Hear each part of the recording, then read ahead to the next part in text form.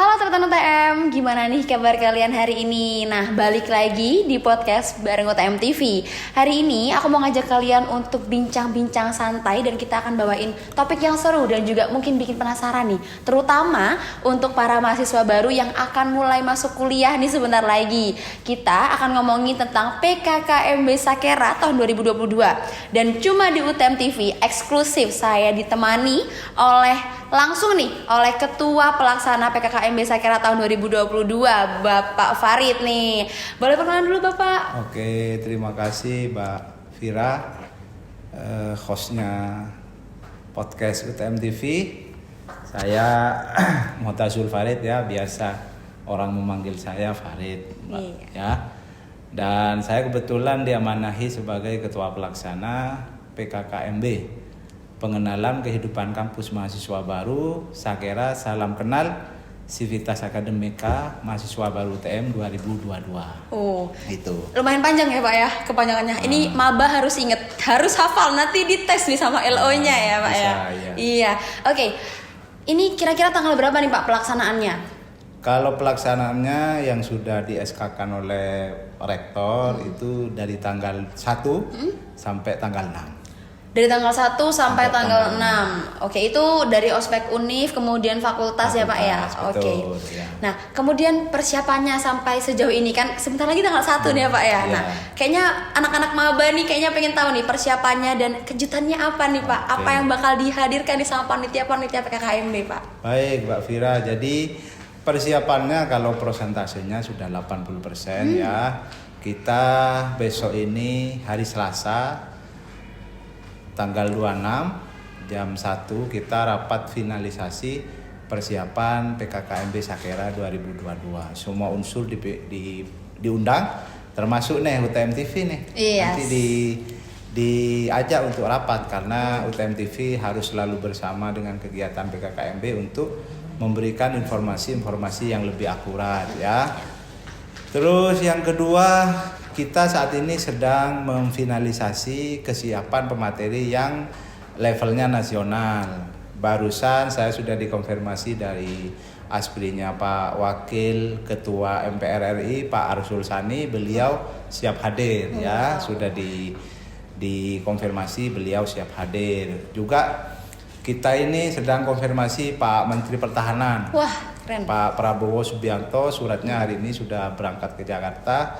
Terus yang terkonfirmasi masih dalam proses memastikan jadwal itu Pak Menteri BUMN, jadi Pak Erick Thohir. Nanti itu ngisi tentang kewirausahaan. Yang paling demen ini mahasiswa baru biasanya berkaitan dengan kosmetik. Kita juga hadirkan tuh ownernya MS Glow. Waduh, Bu Sandi. Jadi, keren.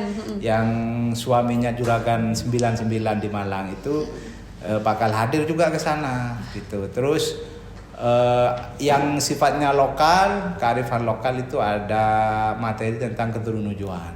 Trunojoyo itu misalnya kok namanya Universitas Trunojoyo, nanti mahasiswa baru bisa paham. Itu nanti kita ngundang Dewan Kesenian atau budayawan. Oke. Itu ya. Terus untuk yang anti korupsi, karena kita membekali mahasiswa baru itu dengan membangun mentalitas dan kesadaran anti korupsi, kita juga undang Wakil Ketua KPK ya, Pak Nurul Gufron, tapi beliau hadir karena beliau lagi dicegah untuk keluar kota karena baru datang umroh haji. Itu beliau ngasihnya secara Zoom. Tapi ada pemateri yang ada di JP masih dalam konfirmasi. Itu Mbak Vira, jadi persiapannya sudah matang nih. Jadi itu saya kira Mbak Vira. Wah, seru banget ya, kayaknya ini yang angkatan saya dan angkatan sebelumnya nih yang angkatan corona penasaran juga. Saya pengen ospek lagi Pak, saya pengen PKKMB lagi. Boleh Mbak Vira. Karena 2 tahun ya Pak ya, kan COVID juga ospeknya online gitu Pak. Kalau sekarang ini apalagi tadi ada ownernya MS Glow, aduh saya pengen ikut, saya mau jadi maba lagi Pak. Boleh datang nanti Pak. Iya, pasti penasaran juga ya Pak ya. Kemudian apa nih kejutannya, surprise-nya Pak? Kan kalau dulu katanya pas waktu ospek offline ya, sebelum tahun saya itu katanya mau bikin rekor muri. Nah, sekarang mau bikin apa nih Pak kejutannya? Baik. Jadi kemarin memang sempat ada usulan kita rekor muri, cuma melihat perkembangan dunia digital saat ini seolah-olah rekor muri sudah terkalahkan dengan konten YouTube. Ya, kalau pengen terkenal bikinlah YouTube. Kalau pengen terkenal kuasai IG. Kalau pengen terkenal ya kuasai media-media sosial. Makanya kejutannya untuk tahun ini saya kira banyak ya. Yang pertama kita debat panjang dari daring ke luring itu bagian dari kejutan dan itu sudah menjadi keputusan pimpinan wakil dekan bidang kemahasiswaan bersama wakil rektor bidang kemahasiswaan. Jadi banyak kejutannya. Yang selanjutnya sekarang itu kita juga membebaskan mahasiswa baru, penugasannya bersifat paperless. Jadi tidak boleh ada penugasan yang membuang-buang kertas. Jadi penugasannya semua bersifat audio visual karena memang sekarang zaman milenial mereka selalu akrab dengan yang namanya smartphone. Jadi HP sudah ada di genggaman misalnya. Terus nilai positif yang ada pada tahun ini satu, saya menjaring dari 5.000 mahasiswa baru itu menjaring potensi mereka. Jadi setiap mahasiswa sudah ditugaskan apa prestasinya. Itu di video. Misalnya kayak Mbak Fira nih, Duta Jawa Timur, disampaikan saya pernah menjadi Duta Jawa. Sehingga kampus itu dari awal sudah tahu, oh ini anak sudah punya potensi dan prestasi di Duta, maka diarahkan ke Duta, mengembangkan Duta, terus public speaking itu. Yang kedua, mahasiswa baru sudah dilindungi nih sekarang, tidak bisa semena-mena. Panitia, saya juga sampaikan kalau rapat. Misalnya sekarang sudah ada crisis center. Jadi setiap yang berkaitan dengan mahasiswa baru dan itu tidak manusia bisa dilaporkan ke crisis center. Kebetulan saya pasrahkan ke Mas Helmi Bumia, kontak senternya juga itu. Misalnya ada panitia pas mentang-mentang, ayo ikut saya, nginep sama saya misalnya, itu bisa dilaporkan ke crisis center. Itu jadi panitia harus bersikap humanis, maba juga harus menghargai panitia dan insya Allah diperlakukan dengan baik. Gitu Mbak Fira. Jadi berarti itu kejutannya. Aman banget ya Pak ya untuk ospek yang sekarang, dan ini kayaknya mahasiswa nih sangat-sangat nyaman kayaknya nanti ya ospek 6 hari itu kalian tidak akan berasa ospek, berasa belajar, bermain, ketemu temen dan pengalaman baru. Tadi juga yang tentang Bapak bilang untuk diwadahi. Jadi teman-teman yang punya prestasi itu nanti akan selain disaring nanti juga akan diwadahi sama kampus. Jadi tidak menyesalkan memilih UTM gitu ya Pak ya. Oke, kemudian pesan-pesan nih Pak untuk maba nih, apa yang harus dipersiapkan, bagaimana nih, apalagi yang di luar kota Pak. Kan pastinya akan rame nih ya di Telangnya Pak ya. Nah, apa aja nih yang harus dipersiapkan sama maba? Baik, jadi pesan saya untuk maba sebetulnya banyak, tapi yang paling penting itu yang pertama, tolong bisa menjaga barang-barang yang dibawa dengan dijaga sendiri. Misalnya ya, kalau bawa motor parkirlah di dalam. Kemarin saya memang ngotot sama panitia itu ada larangan di tata tertib PKK maba itu PPKMB. Itu larangan membawa motor. Nah, itu kita rubah. Kalau mereka dilarang bawa motor, maka motornya dititip di luar.